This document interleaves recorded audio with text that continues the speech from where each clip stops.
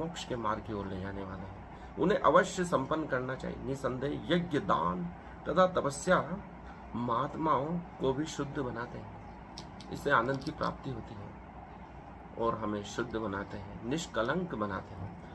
छठा जो श्लोक है, एताज्ञानिति कुकर्माणि संग त्यक्त्वा फलानि च कर्तव्यानिति में पार्थ निश्चितम व्रतमुत्तमम्। अर्थात इन सारे कार्यों को किसी प्रकार की आसक्ति या फल की आशा के बिना संपन्न करना चाहिए। फल की आशा किए बिना इन कार्यों को हमें करते रहना चाहिए। हे प्रथापुत्र, इसे कर्तव्य मानकर संपन्न किया जाना चाहिए। यही मेरा अंतिम मत है। कर्तव्य समझकर कार्य हमें करना है, न कि फल की चिंता करते हुए। हम बहुत सी बार फल के परिणाम से दुखी हो जाते हैं कि हम जो सफलता की कामना की थी वह हमें नहीं मिली, लेकिन फिर भी हमें वह कर्म करना है क्योंकि यह हमारा कर्तव्य है। जैसे उठते ही हमें बिस्तर की घड़ी करना है, स्नान, ध्यान, ये हमारे नित्य कर्म है। इनको हम कभी त्याग नहीं सकते, लेकिन इनको हम छोड़ भी नहीं सकते। अगर इनको छोड़ देंगे तो हम ज़्यादा दुखी हो जाएंगे। जो हमारा कर्तव्य है, हमारी जो ड्यूटी है, उसे हमें निरंतर करते रहना चाहिए, ऐसा कृष्ण कहते हैं। तभी हम सुखी रह सकते हैं, आनंदमय जीवन जी सकते हैं।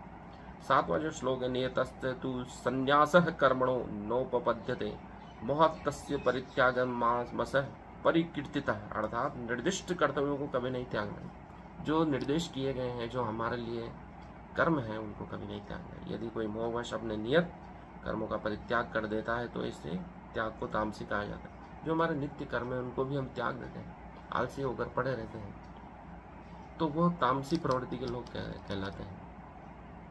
नियत कर्म हम समय पे नहीं कर रहे हैं, लेट सेट उठ रहे हैं और कई दिनों तक नहा नहीं रहे हैं, या जो हमारे नियत कर्म है उनको कर नहीं रहे हैं, टाल रहे हैं बार बार, तो वह तामसी प्रवृत्ति के कर्म है। आठवां जो श्लोक है, दुख मित्यो यत् कर्म, दुख मित्येन यत् कर्म कायस्येष्व त्याज्यतेत स कृत्वा राजसम त्यागम नैव फला त्याग फलम लभेत। अर्थात जो व्यक्ति नियत कर्मों को कष्टप्रद समझकर या शारीरिक क्लेश के भय से त्याग देता है, जो कष्टप्रद समझकर, शरीर को कष्ट हो रहा है ऐसा समझकर त्याग देता है, उनके लिए कहा गया है कि उसने यह त्याग रजोगुण से किया है। रजोगुण के जो व्यक्ति होते हैं वह शरीर को कष्ट नहीं देना चाहते हैं, वे त्याग देते हैं ऐसे कर्मों को जिनसे शरीर को कष्ट होता है।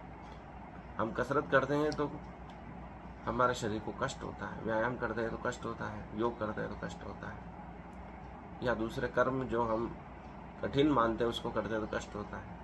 वो अगर उसको छोड़ देते हैं तो ऐसे व्यक्ति रजोगुण के व्यक्ति